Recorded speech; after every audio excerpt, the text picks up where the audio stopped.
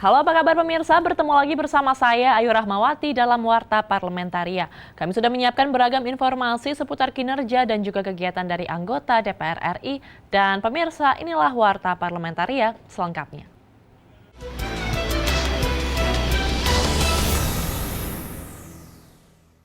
Dalam rangka mengenalkan fungsi diplomasi parlemen yang dijalankan BKSAP DPR RI kepada masyarakat, Badan Kerjasama Antar Parlemen atau BKSAP DPR RI menyelenggarakan BKSAP Day di kantor Gubernur Banten.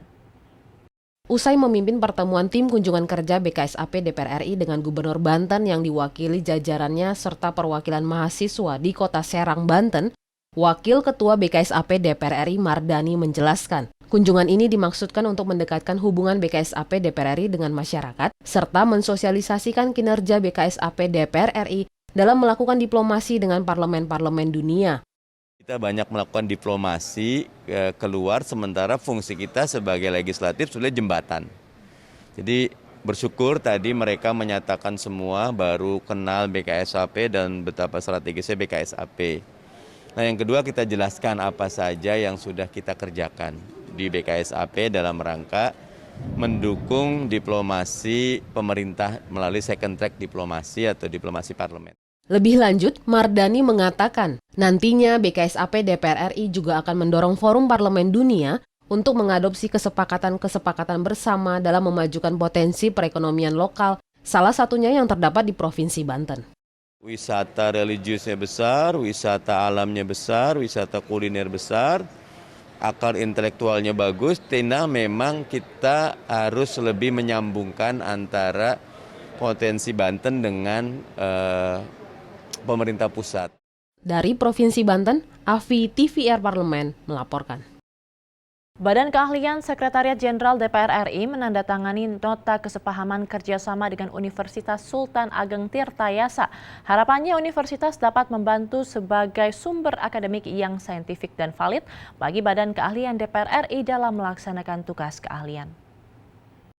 Usai pertemuan dengan akademisi kampus Untirta Serang, Banten, Kepala Badan Keahlian Sekretariat Jenderal DPR RI Inocensius Samsul mengatakan, kerjasama yang dilakukan akan berdampak baik bagi kedua belah pihak untuk meningkatkan mutu dan kualitas pelayanan terhadap tugas dan fungsi Dewan.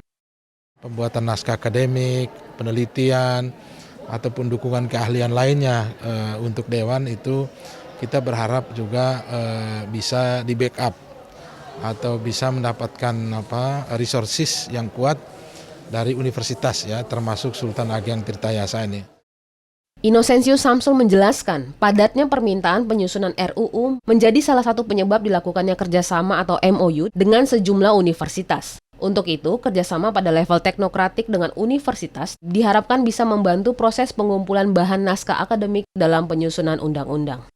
RUU penyadapan ya dengan Untirta, itu ada diskusi juga mengenai RUU Migas, Badan Keahlian juga berdiskusi dengan Fakultas Hukum UI. Pada saat yang bersamaan juga ya, kita juga sebenarnya sedang ada diskusi soal RUU Migas juga dengan Fakultas Hukum narasumbernya dari UGM ya.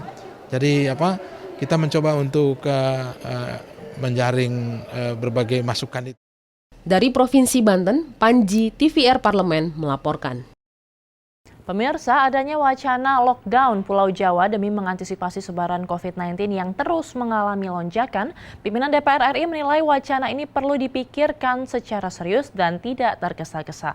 DPR juga menghimbau pentingnya mitigasi dan skema yang matang dan terencana untuk mengatasi potensi lonjakan gelombang kedua pandemi COVID-19.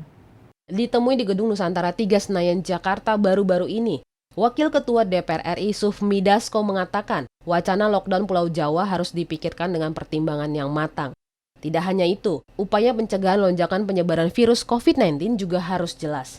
Jadi bukan cuma lockdown di Pulau Jawa, tapi mitigasi lonjakan COVID ini harus dipikirkan secara matang, dilakukan tidak tergesa-gesa, namun cepat dan terencana serta terukur. Saya pikir pihak pemerintah, Satgas COVID dan BNPB mungkin telah melakukan beberapa simulasi yang saya pikir nanti akan disosialisasikan ke masyarakat. Jadi janganlah kemudian kita secara sepihak mengambil langkah-langkah yang nantinya justru akan kontraproduktif. Sufmi Dasko juga mengimbau seluruh pihak terkait wacana lockdown Pulau Jawa. Menurutnya, perlu menunggu langkah yang akan diambil oleh pemerintah dalam menanggulangi lonjakan angka COVID-19 saat ini. Sebaiknya kita hati-hati mengambil langkah. Jadi saya tidak mau berandai-andai langkah apa yang akan diambil. Sebaiknya kita akan tunggu dulu apakah langkah yang akan diambil oleh pemerintah dengan Satgas Covid dan BNPB. Zikri dan Denus TVR Parlemen melaporkan. Pusat Pemantau Pelaksanaan Undang-Undang Badan Keahlian DPR RI memberikan petitum terkait tidak adanya legal standing pemohon dalam mengajukan judicial review terkait Undang-Undang Cipta Kerja. Puspanlak BK DPR RI juga menyatakan pembahasan Undang-Undang Cipta Kerja telah dilakukan dengan prosedur sesuai dengan hukum formil dan ketentuan Undang-Undang Dasar 1945. Usai menghadiri sidang uji formil Undang-Undang Nomor 11 Tahun 2020 tentang Cipta Kerja secara daring di Gedung Sekretariat Jenderal DPR RI, selaku perwakilan DPR RI Arteria Dahlan mengatakan, pengajuan judicial review kepada Mahkamah Konstitusi terkait undang-undang terbuka bagi siapa saja. Meski begitu, pemohon judicial review harus memiliki legal standing yang jelas sesuai materi muatan norma yang hendak diujikan. Harus dibuat beralasan hukum. Jadi jangan sampai nanti banyak sekali yang kita lihat di sini pengujian undang-undang dihadirkan oleh pihak-pihak yang tidak memiliki keterkaitan atau titik taut langsung dengan materi muatan norma yang hendak diujikan. Senada dengan itu, Kepala Badan Keahlian Setjen DPR RI Inocensius Samsul memastikan pembahasan Undang-Undang Cipta Kerja sudah sesuai ketentuan prosedur hukum formil dan Undang-Undang Dasar 1945. Pertama, mempersoalkan legal standing, bahwa para pemohonan tidak memiliki legal standing untuk mengajukan judicial review. Yang kedua juga menyatakan bahwa undang-undang ini secara prosedur, secara hukum formil itu sesuai dengan ketentuan Undang-Undang Dasar 45. Mahir dan Sanjaya TVR Parlemen melaporkan. Pemirsa, jangan kemana-mana karena kami masih memiliki banyak informasi lain dalam Warta Parlamentaria. Di antaranya datang dari Komisi 11 yang mendorong Bank Indonesia melakukan modernisasi sistem transaksi UMKM. Setelah jeda berikut ini.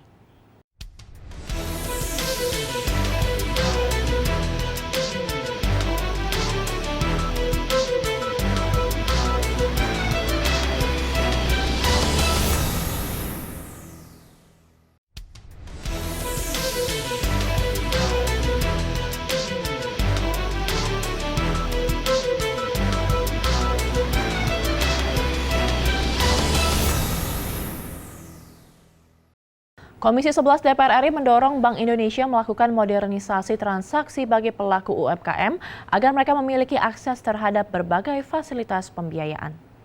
Ditemui dalam kunjungan kerja spesifik ke Provinsi Banten, anggota Komisi 11 DPR RI Marinus Gea mendorong Bank Indonesia meningkatkan sosialisasi terkait program pemulihan ekonomi nasional atau PEN yang dikhususkan untuk UMKM.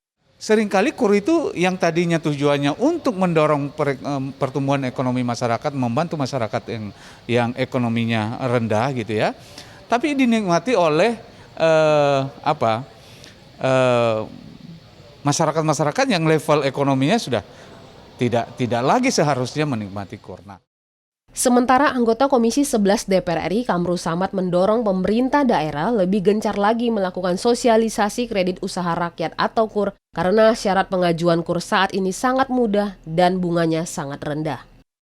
Didorong bagaimana mereka bisa memanfaatkan fasilitas KUR ini yang bunganya tinggal 6% sampai di nasabah, kemudian penjaminannya oleh Askrindo dan Jamkrindo, sehingga platform 50 juta yang kemudian di-upgrade menjadi 100 juta KUR itu, kita dorong supaya pemerintah kota, Bank Indonesia, OJK, Himbara, semua terus mensosialisasikan ini sehingga ekonomi kita bisa bergerak.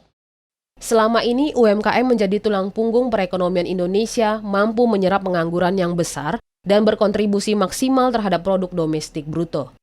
Dari Provinsi Banten, Nur Fuad TVR Parlemen melaporkan. Komisi 11 DPR RI menolak rencana pemerintah yang akan memberlakukan pajak pertambahan nilai sebesar 12% terhadap barang kebutuhan pokok atau sembako. Ditemui di ruang rapat Komisi 11 Gedung Nusantara 1 DPR RI Senayan, Jakarta baru-baru ini, anggota Komisi 11 DPR Ahmad Najib menyayangkan sikap pemerintah yang berencana memungut pajak terhadap sembako. Menurut Najib, hal tersebut akan membebani masyarakat, khususnya masyarakat menengah ke bawah. Mendapatkan usulan terkait insentif PPNBM, ya, di mana itu tentu tidak menyentuh kepada masyarakat yang paling bawah, relatifly menyentuh kalangan menengah ke atas. Nah, hari-hari ini kita dikejutkan dengan rencana yang menurut kami itu sebaiknya ditunda, di mana menerapkan PPN dalam situasi kondisi perekonomian sedang krisis seperti ini tentu akan menghambat pemulihan ekonomi. Anggota Komisi 11 DPR Eki Awal Muharam berpendapat, pemerintah dalam memungut pajak harus mempertimbangkan kemampuan wajib pajak, dalam hal ini masyarakat luas. Eki menyebutkan, pengenaan pajak terhadap sembako telah mencederai filosofi pajak, yakni redistribusi pendapatan dari wajib pajak yang mampu membayar, bukan malah dari wajib pajak yang tidak memiliki kesanggupan untuk membayarnya. Rakyat. Karenanya, ya, ketika PPN direncanakan dinaikkan, sesungguhnya itu mencederai daripada filosofi perpajakan itu sendiri, yaitu redistribusi pendapatan. Oki dan Ridwan TVR Parlemen melaporkan. Komisi 11 menilai rencana pemerintah memberlakukan pajak pertambahan nilai terhadap barang kebutuhan pokok merupakan sebuah langkah yang tidak saja akan meningkatkan harga pangan, tetapi juga mengancam ketahanan pangan dan akan berdampak buruk kepada perekonomian Indonesia secara umum. Anggota Komisi 11 DPR Kamru Samad mengatakan, rencana pengenaan pajak untuk kebutuhan pokok akan mempengaruhi perekonomian Indonesia secara keseluruhan karena akan berdampak pada konsumsi masyarakat. Tapi sedapat mungkin hal ini tidak dilaksanakan dalam situasi ini karena sudah ada PMK, Peraturan Menteri Keuangan nomor 116 tahun 2017 tentang barang-barang yang dikelompokkan tidak dikenakan PPN, termasuk diantaranya adalah 9 bahan pokok tersebut. Kamru Samad menegaskan pengenaan PPN pada sembako tentu akan lebih memberatkan bagi masyarakat, terutama masyarakat menengah ke bawah. Menurutnya, PPN yang ditarik atas transaksi jual beli barang dan jasa yang dilakukan oleh pengusaha kena pajak pada akhirnya akan dibebankan pada konsumen. Bulan yang lalu kita membebaskan pajak PPNBM untuk kelas menengah yang mau beli mobil. Hari ini kita mewacanakan pajak sembako, ini kan tidak adil bagi rakyat. Dan kita berharap ini jangan sampai diajukan oleh pemerintah atau diputuskan oleh pemerintah. Karena kita di DPR sungguh-sungguh mendengarkan aspirasi rakyat. Andri TVR Parlemen melaporkan.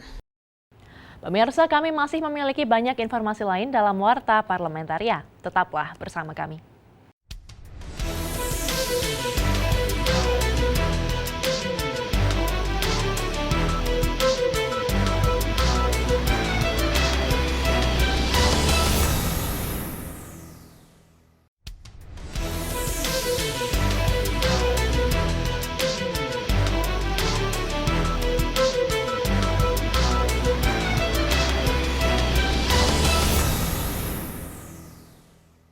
Badan Anggaran DPR RI menilai rencana pengenaan tarif pajak pertambahan nilai untuk kelompok dan barang jasa tertentu, termasuk sembako dan pendidikan, tidak tepat untuk dilakukan, apalagi di tengah masa pandemi COVID-19. Untuk itu, pemerintah perlu melakukan evaluasi kinerja program pendapatan negara. Ditemui usai rapat kerja Badan Anggaran DPR RI di Gedung Nusantara 1 DPR RI Jakarta, anggota Badan Anggaran DPR Dev Akbarsyah mengatakan, pengenaan tarif pajak PPN terhadap sembako dan pendidikan tidak tepat dilakukan di masa penurunan daya beli masyarakat. Menurutnya, saat ini justru banyak kelompok masyarakat yang membutuhkan bantuan dari pemerintah, seperti di sektor usaha mikro, kecil, dan menengah.